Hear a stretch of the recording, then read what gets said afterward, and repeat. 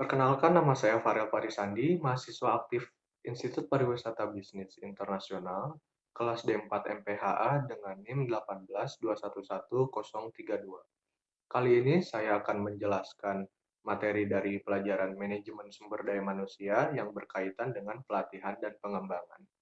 Pertama-pertama, ada tahapan-tahapan yang akan dilakukan oleh karyawan, yaitu calon karyawan akan melakukan pelamaran kerja melalui tahap rekrutmen. Lalu setelah melakukan tahap rekrutmen, mereka akan diseleksi. Lalu si pelamar setelah melakukan tahapan rekrutmen dan seleksi, mereka akan ditentukan di perusahaan tersebut menjadi seorang karyawan yang telah mereka apply sebelumnya. Setelah mereka menjadi karyawan di perusahaan tersebut, lalu perusahaan akan melakukan pelatihan dan pengembangan kepada karyawan tersebut. Adapun masa-masa yang akan dilewati oleh karyawan ketika bergabung dengan sebuah perusahaan. Yang pertama ada masa orientasi. Masa orientasi pada umumnya adalah masa yang dimana seorang karyawan akan melakukan pengenalan terhadap perusahaan yang telah mereka apply, lalu mereka akan beradaptasi dengan lingkungan sekitar, bagaimana cara mereka bekerja, bagaimana sebuah perusahaan tersebut berjalan. Adapun masa pelatihan ini akan diberikan oleh staf-staf terdahulunya maupun atasan-atasan kepada staf baru.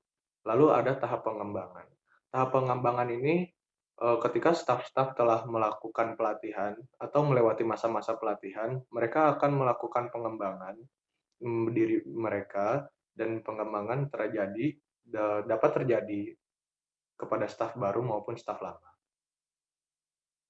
Adapun perbedaan antara staf baru dan staf lama, yang pertama, staf baru akan melewati masa orientasi yang dimana meliputi sejarah organisasi, struktur organisasi, nama, dan jabatan direktur, jabatan karyawan, dan departemen.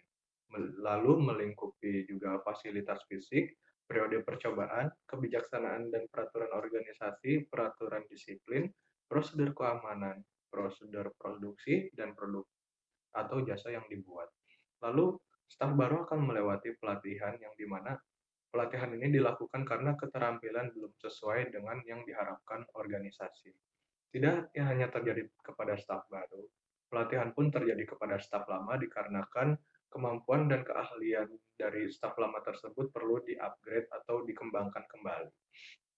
Adapun masa pengembangan ini terjadi kepada staf lama didasarkan pada fakta bahwa karyawan akan membutuhkan pengetahuan, keahlian, dan kemampuan yang berkembang untuk bekerja dengan lebih baik dalam posisi yang ada dalam rekrutmen. Adapun langkah-langkah pelatihan dan pengembangan, yang pertama melakukan identifikasi kebutuhan pelatihan. Ini ditujukan kepada siapa yang perlu mendapatkan program pelatihan dan pengembangan. Lalu ada menentukan tujuan program, kemana arah tujuan program ini dilakukan. Lalu merencanakan dan mengembangkan program dan diimplementasikan kepada on the job training atau off the job training. Lalu yang terakhir ada evaluasi dan monitoring. Ini dilakukan untuk mengecek seberapa efektif ini semua dilakukan dan seberapa berpengaruh ini semua terhadap pengembangan dan pelatihan. Adapun kegiatan mengidentifikasikan kebutuhan pelatihan. Yang pertama, melakukan evaluasi prestasi. Ini berguna untuk memonitoring prestasi dari karyawan, apakah ada peningkatan prestasi dari karyawan tersebut dari sebelumnya hingga sekarang. Jika tidak ada peningkatan, maka perlu dilakukan lagi pelatihan dan pengembangan. Lalu ada analisis persyaratan, yaitu ketika keterampilan staf tidak mendukung pada job yang dia lakukan tersebut. Lalu ada analisis organisasi, ya ini berguna untuk tinjauan dan tujuan target sebuah organisasi tersebut. Lalu ada survei sumber daya alam, yaitu jika ditemukan sebuah hambatan pada sebuah organisasi. Selanjutnya, menentukan tujuan program. Yang pertama, mengidentifikasikan keterampilan-keterampilan kinerja jabatan khusus yang dibutuhkan untuk memperbaiki kinerja dan produktivitas, lalu memastikan bahwa program akan sesuai dan cocok dengan tingkat pendidikan, pengalaman, dan keterampilan kerja mereka, serta menjadi motivasi peserta tersebut. lalu melakukan survei untuk mengembangkan sasaran pengetahuan dan kinerja yang dapat diukur.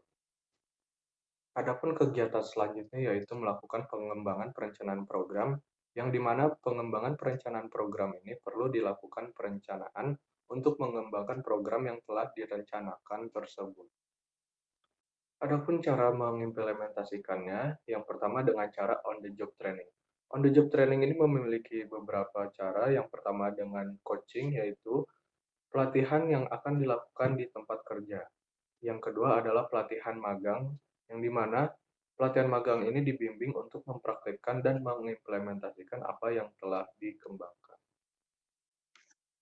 Selain on the job training, adapun kegiatan off the job training, yang di mana ada metode-metode. Yang pertama menggunakan metode lecture, ada pun dengan cara presentasi dengan video, ada vestibular training, ada bermain dengan peran atau yang biasa disebut dengan role play, ada pun studi kasus, ada self study, ada program pembelajaran, ada laboratorium dan action learning.